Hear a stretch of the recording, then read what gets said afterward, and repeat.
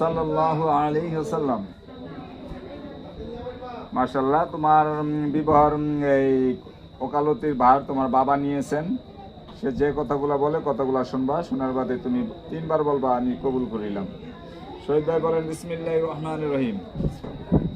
উপস্থিত হাজিরানা মজলিসকে সাক্ষী রাখিয়া ছেলের স্থান ঠিকানা কোনটা কইছেন? কুমারবুক। আচ্ছা, বিসমিল্লাহির রহমানির রহিম। উপস্থিত হাজিরানা মজলিসকে সাক্ষী রাখিয়া আমার নিজ কন্যা সুমাইয়া আক্তার সোহাকে